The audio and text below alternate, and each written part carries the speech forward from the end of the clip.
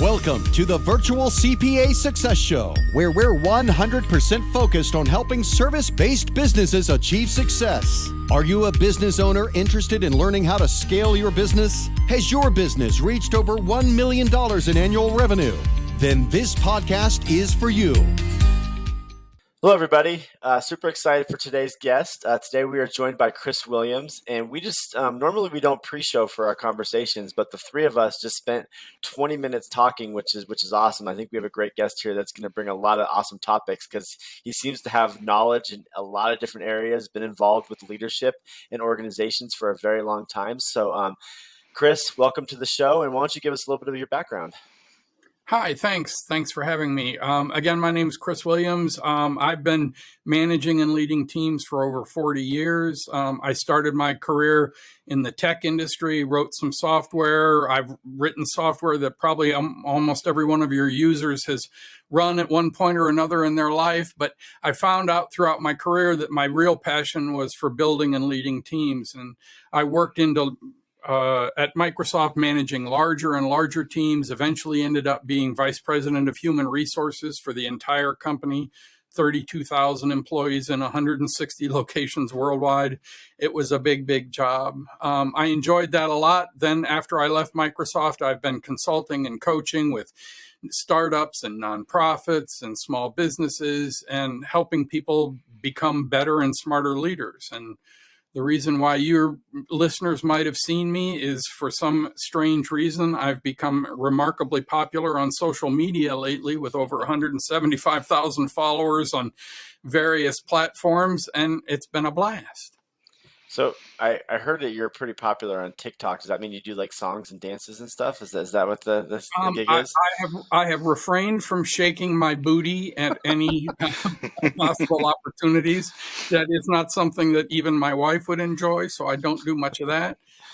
What I have done, which has been, I think is a remarkable thing, is I've worked incredibly hard to make the production values of my videos be very careful and rich and thoughtful and well done. And it's been fun to watch TikTok, which again began as a dancing app or where people were showing pictures of their lunch and holding the shaky camera 2 inches from their face, respond well to quality videos that were well produced and thoughtful and had a point to make. And it's been fun to watch that happen. And when I got on TikTok, it was just starting to turn that way. And now TikTok is a really rich source of valuable business information that people who dismiss it as a kid's dancing app are doing themselves a disservice. Yes, but definitely. I also post a lot of it on LinkedIn and Twitter and Facebook. But I've gotten them, strangely enough, and I didn't expect it myself, I've gotten the most traction on TikTok, which is frankly amazing. I definitely want to introduce Josh too, real quick. So Josh isn't usually on this podcast, but since we're going to be talking people, and Josh is our people person, we also wanted to bring Josh Jeans on. So Josh, welcome to the show again. Yeah, thanks, Jamie. I never thought about that. Josh Jeans, people person, got the double alliteration there. But I'm on our people team here. One thing I wanted to mention, Chris, I was engaging with some of you got a pretty big digital footprint. And it may be because the season is turning right now to fall, but as I was reflecting on a lot of your content, I was like, this is crisp and it's very refreshing. It's pretty different from what you engage with, especially in the TikTok space. And I was like, wow, I feel better after watching these TikToks versus I think a lot of times you scroll through TikTok for a long time and you're like, wow, I feel pretty terrible. I should go on a walk or drink some water or something. But, on our people team, I screen a lot of resumes. And something I really appreciated, for those of you who are listening, Chris has a really thoughtfully crafted YouTube channel and a video resume that's a little over 3 minutes long. And I was like, you packed a lot into that. So I know what you just shared with us as your background was a tiny snippet, because I know the 3-minute video I just watched also was, I'm sure, had to be trimmed down from everything that you've done in your past. So I'm really excited to have this conversation because I think you've added value to so many teams over, 40-ish years of professional experience. And you seem like a treasure trove of business insight. So I'm excited to move forward with our conversation here. Well, thank you. I'm blushing horribly here. Thank you.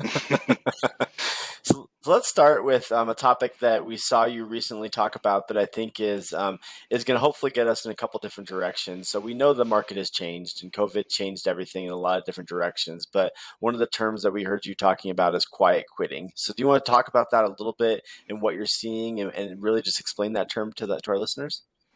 Well, quiet quitting is, I actually think it had to have been made up by some manager somewhere who was frustrated with their employees not doing the work that they wanted to have them be done. And it's cute, as Josh noted, it's got alliteration, and so it's cute. But I think what I've seen is quiet quitting and the Great Resignation, and all of it is somewhat tied together into the same phenomenon, which is over the last 40 or 50 years, productivity has gone up, and but while real wages have not kept pace with that amount of productivity. And there's no question that technology has improved productivity, and that has made a significant difference. But nonetheless, even with that encounter, or even with that included, the wages just simply haven't kept up with it. In addition, managers and leaders have been asking their employees to do more, to work longer hours, to have more devotion to the company, with sort of the promise of getting a wage increase or a promotion or something in the future. And people were getting frustrated because those things were being held out as a carrot and it wasn't working. And so people were feeling, long before COVID, people were feeling frustrated, and particularly younger people who were feeling like the market was leaving them behind. And what happened was, along came this thing, COVID, that completely shook the entire job market. And it sent people home to sit on their couch and think about themselves and what they're doing. And do I really like this? And does it make any sense? And the people who could at that point did the Great Resignation, right? They decided, you know what? I'm going to go do something that really is something I'd rather be doing, and maybe will pay me more. And now, as we're returning back to the office, and companies are saying to people, you got to come back to the office, and people are being forced back into a situation that they may or may not like, or they're returning back to the office and they're reminding themselves, my gosh, this job has always been a pain in the neck. They're finding that, you know what, putting in this extra work just wasn't getting me anywhere. So I'm just going to do what I'm being asked to do, and we'll see how it goes. Yes, it's very true that if you want to get promoted, you still have to put in the extra work. If you want to get a huge raise, you're still going to have to put in the extra work. But what I think is happening is the COVID pandemic shook the market and caused there to be some realization on the part of the employees that maybe they weren't getting everything out of this bargain they thought they should be getting. So I think this is in many ways just really, really healthy. I think it's the market sort of reacting to this huge change. I think the pandemic has done all of us a huge favor. It supercharged the move to remote work in a way that it was slowly happening, and companies were kind of wanting, some of it were trying, and all of a sudden everybody had to do it immediately at once. And that just completely shook the whole market. And it caused a bunch of companies to go, we can do this, and we never really thought we could. It caused other companies to go, oh gosh, I don't like this. But it has done a service to the entire job market in sort of shaking it up really hard so that it can sort of settle out the way it needs to settle out.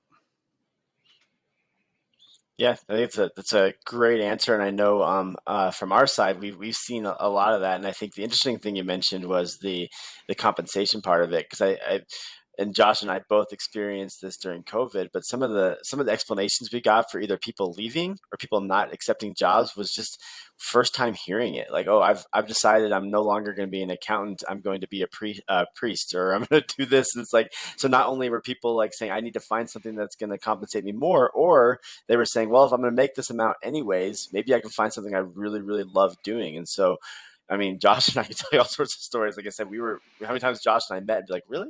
That's the reason they didn't accept this? Like, that's where where we're going right now. So I think we definitely feel what you're explaining from our standpoint. And what I saw was, in the years prior to COVID, it was a very rare individual who would come into your office as a leader and say, you know what, I've decided I'm going to, I had an employee who moved, left our company and moved across the country because there were more people of his religious faith in the city he was moving to, and it was important to him to do that. That took incredible strength and courage to be able to make that change at that time. COVID all of a sudden shook everything up so randomly that all kinds of people could have that kind of self-realization and thought about who they are and what they're doing and what they're strong at in a way that just wasn't possible before. And I think the next 4 or 5 years are going to be incredibly exciting to watch companies figure out the mix of hybrid work and remote and in-person, the mix of people who want to push really hard and the people who are just going to do what they need to do because they want to have some better work-life balance. I think there's going to be a really interesting few years here where the working world rebalances itself as we sort of settle out of this huge shock that the whole work world got put through. Yeah, I love that example you gave, Chris, and it brings to mind for me. I think a lot of people in this reshuffling have realized maybe I was compromising a little more than I had to, and I don't have to compromise quite as much. We've got people who are on our team because during the pandemic, they realized, oh, my job has gone remote. I really do want to live close to my family so my kids can grow up with grandparents, or I want to live in a city that's closer to, activities that I like living in the mountains or at the beach, or, where people are more politically aligned with me or ideologically aligned. And they got to make those moves. And then when their jobs started going back in person, they're like, oh, I need to find something that's indefinitely remote so I can stay in this place I enjoy more. There's another side of this too, which is that it used to be that jobs were fairly sticky, right? You would only get a promotion if you had seniority and some time in the job. It was difficult to change jobs because you had to worry about transporting your health insurance. It was frequently the best way to get a raise was through longevity. And now what we're seeing, the younger people have it also, people look down on resumes that had 6 or 7 jobs in it. None of that is the case anymore, right? But health insurance is far more portable. Often the better way to get a raise is to go to someplace else and get a raise. And nobody looks sideways at somebody who was in a job for a year or two and then decided to go to someplace else. And so a lot of that has changed and provided the flexibility that wasn't in the job market before. I'm curious, Chris, to know, in your experience as a leader and kind of speaking to leaders of people you've got some portion of your organization who really is that driven type person who really wants to get to the next level, wants to go above and beyond, do that extra step, stay late, whatever that means, kind of have the broadened strategic vision. And you've also got people on your team who maybe their great passion lies with a nonprofit that they're on the board for, or with their kids or their family. And that's where they want most of their emotional and mental energy to go, but they still want to do the job that they're assigned to do. How do you move forward supporting those two seemingly really different sets of motives on the same team? I think you're actually understating the level of the problem. In fact, I think one of the things that separates a good leader from a great leader is a leader who is tuned into the needs and requirements of each and every single person on their team. So I talk to leaders all the time about not only the kinds of things you were talking about, which is recognizing what energizes people and what gets people to want to be there and participate. Like, I don't think the person who is completely dedicated to their job and then leaves and goes to work at a nonprofit is not a great employee, right? They can be perfectly wonderful employees during the time that you've got them. So what you need to do as a leader is make sure you recognize and understand that. And when they say, I've got to leave early because I need to go do something, you say, sure, sounds great. And you support them in doing that. But it goes even further than that. I think great leaders go all the way down to the level of communication that employees need. One of the things that many managers struggle with, for example, is having a difficult conversation with an employee. And different employees respond to feedback in different ways, and the smart manager tunes their message to those people in that way. So there are some people, for example, who are old crusty veterans and they've been around a long time, and if you come to them with the sort of the sandwich approach, the soft, okay, oh boy, you're really doing well, but we've got this one issue we'd like you to work on, they will eat you alive. What they want to hear is, tell me what the problem is. Just be straight with me. Tell me what it is straight up. Then other employees, usually it's very often new employees, who are tenuous and they're not sure exactly if they're doing the right thing or not. And if you come at them with some really hardcore feedback, they will freak out and often go cry in their office. So you need, as a leader, to be able to tune your message to the person that you're talking to. So not only should your message be different, but the kinds of things that you need to recognize in each employee. What is the thing that keeps them, alive? What is the thing that they really want to pay attention to? What is the thing that motivates them to be here? And you're right. Some people will, I want to be a manager. I want your job someday, right? That classic old line, right? There are some of those people, and you should figure out a way to support those people and figure out a way to give them your job at some point. And there are other people who, as you notice, are going to, for want of a better term, quiet quit, right? They're going to do something else that is more important. And you need to figure out how to support them too. So a smart leader is flexible in the way they communicate, in the way they support, in the way they correct, in the way they encourage, completely different for every single employee. And I'll be the first one to tell you, that's one of the reasons why I tell leaders that you really don't want to have a direct report team much bigger than about 6 or 8, because it gets really complicated really fast. I'm glad you said that. I was going to me ask, too. what does that look like? I love, one of my strengths is individualization. So I love getting to know somebody for who they are, what motivates them. But you're exactly right. I think setting a cap on it, because you can't do that for 30 people well. There's just no way. Or you won't be able to do anything else in your job if you're doing that. Well, in point of fact, you will do it badly, right? And if you have to distribute your attention across 30 people, you will just not do it well, right? And you might as well not have done it at all. So I'm a firm believer that every leader should have a team of people around them. And that number, I've seen people do 10 or 12. They are Herculean tasks. It's a team that's 5, 6, 8, whatever, that you can gather around a table or around a Zoom that is comfortable and you can all talk together. That's a great number. And that also allows the leader to be able to know each person and tune their message to each one of those people in a meaningful way. What that also requires you to do, though, is to have faith in them to be able to do the exact same thing down to their team. And down to their team. And so if you're a CEO, you need to surround yourself with a C-suite that is talented and smart and that you know well and understand and work with individually, and that each one of them has a team that they are feel is talented and smart and they know how to work with. And each one of those, what you're trying to do is build an organization that has those characteristics.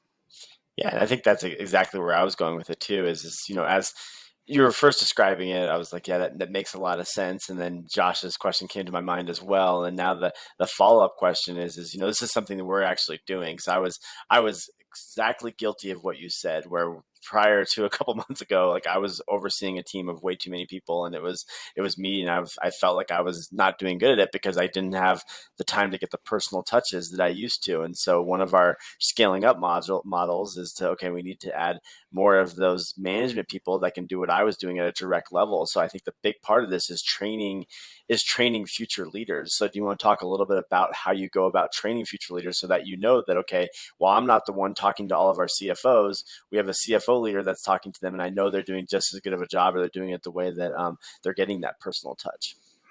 Well, there's two levels of training that matter, right? There's the mechanics of doing whatever it is that you're doing.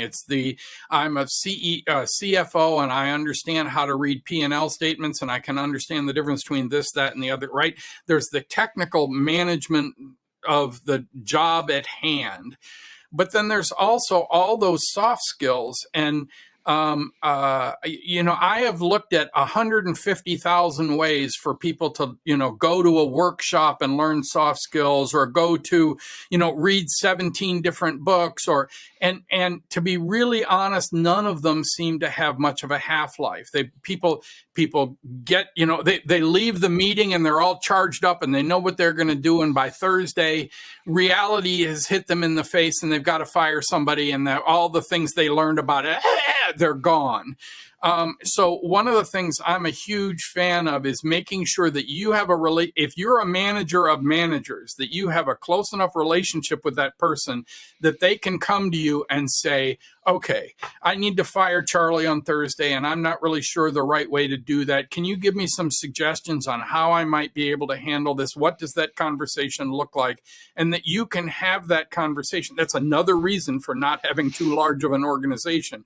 But you also need to have a relationship with your employees that they're not afraid to come to you with those kinds of questions. Look, I don't really know how to fire people. I've never had to do it.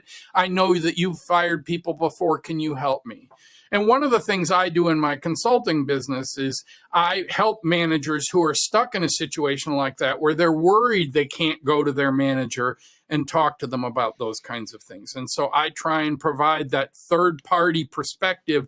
Hey, I've seen people fire people this way, that way, and the other way, and the first two ones blow up in their face, and the last one, and this is how it tends to work.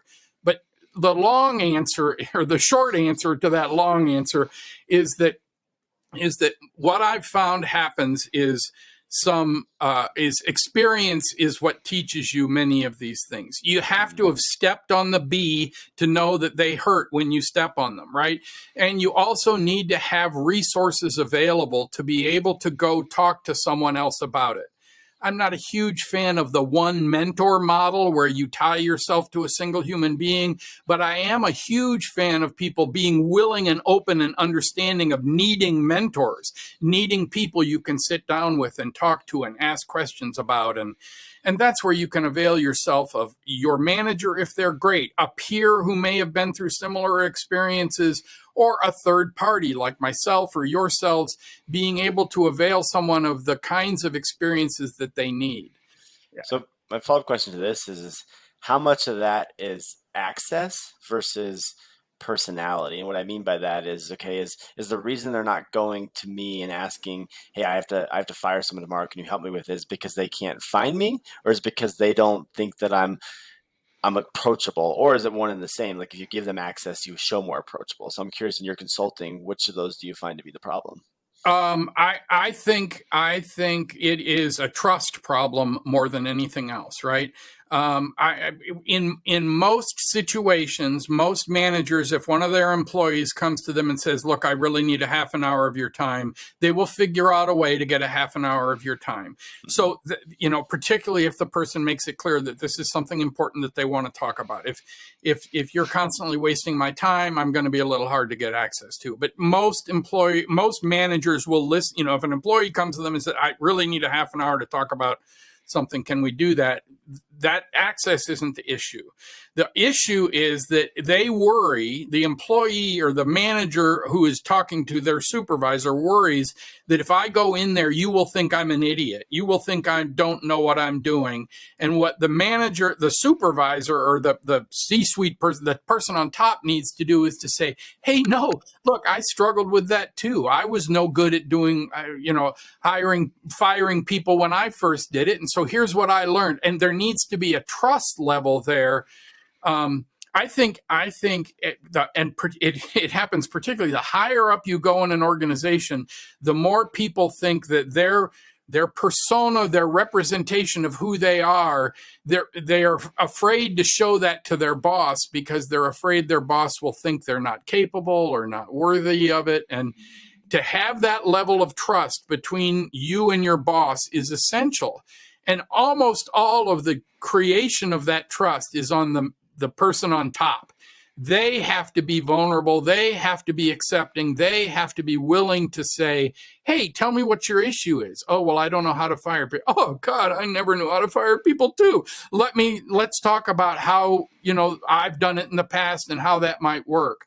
That level of trust is something that you need to establish. And again, this all goes back to I know you as an individual. You and I have had individual conversations in the past where we know each other and we can have that kind of a conversation. I'm curious, Chris, to know, how, and this may be a two-part question, what do you think is the normal timeline for a healthy relationship to get formed between a manager and a direct report where that trust is built? Because obviously it's not going to start on day one, like, oh, you work under me now, you're reporting to me in this new position, you trust me. And second to that, how long is it normally? And if you're in a position right now where you're leading people and realizing this is not happening for me, I don't have these kind of bridges of trust built in my relationship, what's the first step that I take to start making that happen to get us on the right trajectory? I think if you go to work for somebody and within 3, 4, 5 weeks, you are not feeling any kind of a connection with that person, there should be hairs on the back of your neck standing up, and you should be a little bit worried about whether or not you've established any kind of a relationship with that person. I would say right away is too slow. Because that's the ideal scenario, but people are busy and you're never going to get the kind of time that you need to be able to do it. But I think 3 or 4 hours of conversation with someone should be enough time so if you have a weekly or a bi-weekly one-on-one with that person and you've had several conversations, you should be able to have that kind of a conversation. The problem that is the sticker in both of those is that the two of you will end up, particularly on both sides, you end up in a dance of vulnerability. The person underneath is worried about feeling naive, and they want to know, like, they want this person to trust them that they've got their job completely under control. I got this. Don't worry about it. I got it under control.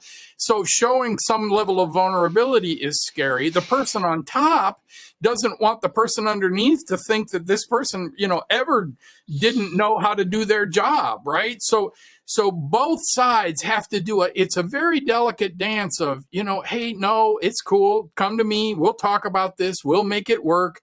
And both sides have to do that. If you are stuck in a scenario where you've got somebody who refuses to let you in at all, I have found that you can shake that tree loose with an honest question about, hey, I'm trying to get your opinion on this thing. How come I can't get you to give me a real honest answer on that? Or push back. Hey, are you sure that's the way you really would do that? What about I think if you, and in many cases, that will shake the person on top's wall of fear enough to have you both have a meaningful conversation. Now, I will be honest with you, some percentage, 5, 10, 20% of senior leaders just have that defensive wall up and it will never come down. And you just end up having to, that's when people need to turn to somebody else, either a peer or an outside person or whatever. And you can't get past that wall of invulnerability or whatever you want to call it. Does that make any sense? Am I? No, that definitely does. I think I like that you say, it's appropriate to kind of put somebody back on their heels, not in an aggressive way, but just to say, hey, I can tell that this is kind of like a rehearsed answer, and I'm really trying to actually learn from you, or I want to know, I know you're a person, so I know you've screwed this up before. Like, give me the real advice. Like, tell me about when, this fell apart before, because I don't need the rehearsed, polished answer. I'm not trying to take your job today. I'm trying to learn from you. Right. And I think one of the things that happens is it's often a game of chicken. It's often a game of who's going to be vulnerable first. Mm-hmm. And that's why I like to teach managers to be vulnerable first to the employee, because that opens the door to you will oftentimes, if you can do that immediately, you will get this huge flood of relief on the side of the employee. Oh gosh, I'm so glad I can have this conversation with you and we can talk openly and honestly about that. But sometimes as an employee, you have to be the one to sort of poke the balloon and say, hey, that sounds like, I've read that in a book too, but that doesn't feel like the way we really do that around here. Or that doesn't feel like the way I've seen you do it in the past, or anything like that just sort of questions a little bit. And sometimes you can shake them and break that balloon. I like that. That just seems like a really authentic way of managing up, of saying, I'm trying to set a new norm in our relationship, and it feels risky to me to do it, but feels a lot better than, like you said, the 17 business leadership books I read. Like, sure, I have the theory, but I have to be able to, for lack of a better word, bleed in front of you a little bit in order for us to start building trust. Again, there are 1,000, gimmicks for building trust. Right? Falling back into each other's arms, or, all of it. There's 1,000 gimmicks for building trust, but I said this in one of my videos, the only authentic way to build trust is having gone through stuff together and come out the other side, right? So, that's just the only way it happens. You can try and manufacture it. You can try and follow some book and get there. But the only thing that really works is you and I have gone through something that was, hard and difficult together, and we did it side by side, and we came out the other side, and you had my back and I held up my end of the bargain, and we now both trust each other that this is going to work. That's the only way authentic trust gets built. And both of you have to be willing to give a little in that scenario in order for the trust to be established. Yeah, that helps me not begrudge adversity too, to know like, oh, this actually, we could have a healthier team on the backside of this than if we just had smooth sailing the whole time.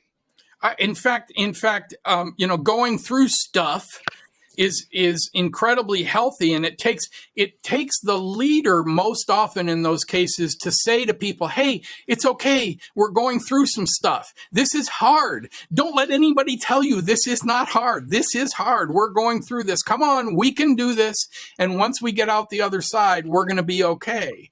And then it's important for the leader, once you get out the other side, to acknowledge, hey, we made it out the other side, this is cool, we have done this.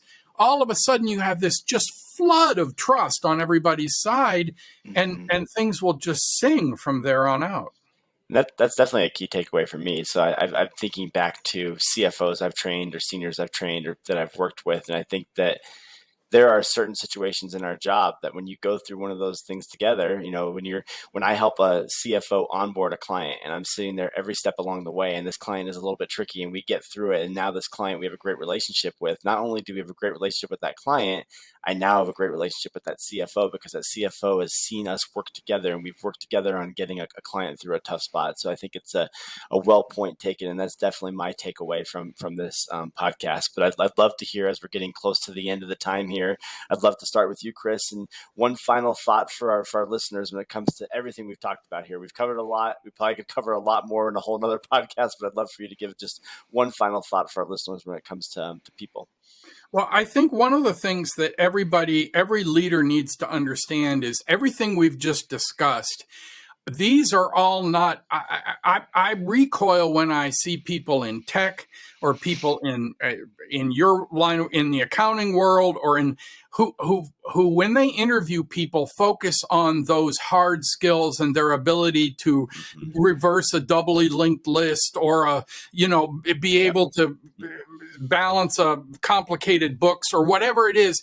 I worry when people focus on those sides of the skills yes, of course, at the line level, you need to make sure that people can actually do the job they want. But once you get above that first level management position, it's a completely different job. And it's way important that the kinds of things that you're talking to people about are the kinds of soft skills and recognition of other people and those kinds of things. The thing I look for, the thing I want to, when I'm interviewing people and looking for people on my team, is I want to know, are they smart people who are learners and can adapt to a wide range of situations?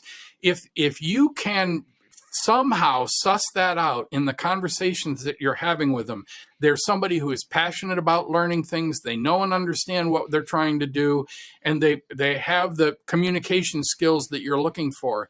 If that's what you've got, you can teach them how to balance a spreadsheet, or you can teach, those things are teachable. The kinds of things that are hard to find and incredibly valuable are this adaptation, this vulnerability, this ability to learn, all those soft skills are the things I think people should be looking for. And I think many, many companies over-index on a whole lot of the technical part of their job that just really isn't what the job is all about, right?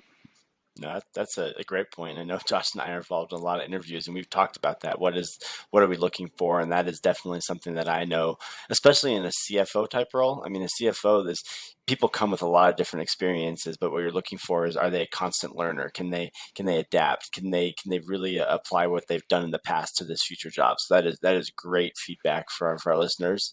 And none of that is it has gotten just stunningly more important in the last 5 or 10 years, right? Great. As the pace of things change just incredibly quickly. Again, just as we were talking about in the very beginning, to circle it all the way back around, the leaders who can figure out how to manage remotely are people who have figured out how to learn to do that. Nobody knew how to do, or very few people knew how to do it well, but they learned and adapted and figured out how my management style works in remote and how it doesn't. And you want people who are that kind of flexible and can manage in a dynamic situation. I definitely agree. All right, Josh, I'm going to throw it over to you. What is your takeaway from this interview, and then also any final thoughts for our listeners?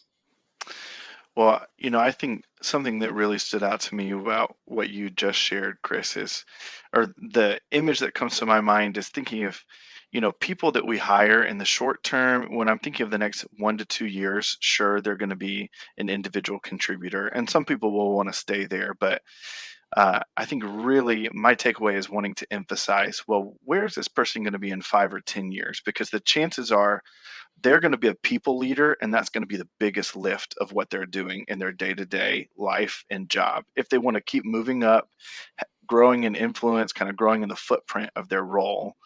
And you're exactly right.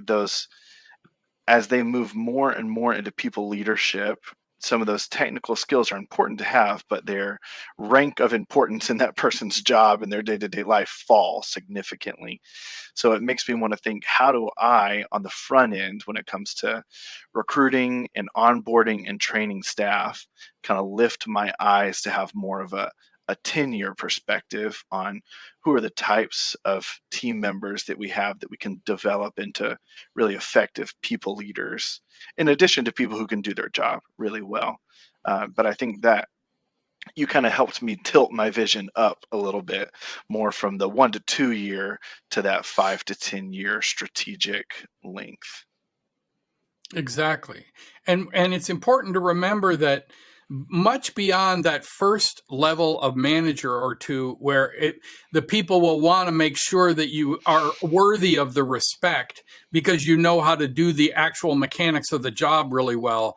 Above that, once you get above that first or maybe second level management job, what people are recognizing you for are your communication skills, your ability to work with people, your ability to lead and set a vision and chart a course and encourage people and correct things. And those skills, I don't know about you, but I don't know a CEO. I mean, yes, you can ask them about balancing a spreadsheet, but the vast majority of their job has nothing to do with the actual plumbing of what their business does day to day.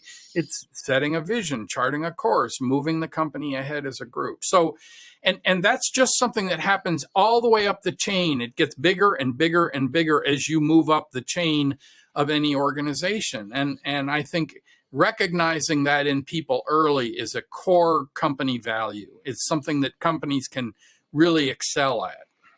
Yeah, definitely. Well, this was you were a great guest, Chris, and I can tell that because I'm going to go back and listen to this because this entire time I wanted to be taking notes, but I also wanted to be engaged. So I'm going to have to go back and listen and get this all on paper. But if our listeners want to find you, what's the best place to find you? I'm at clwill.com. That's CLWILL.com.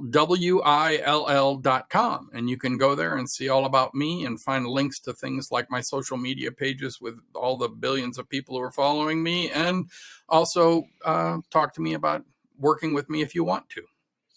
Great. Well, I appreciate both of you guys' time. And like I said, I think this is a great episode. Thanks a lot. Thanks Great to have you, Chris.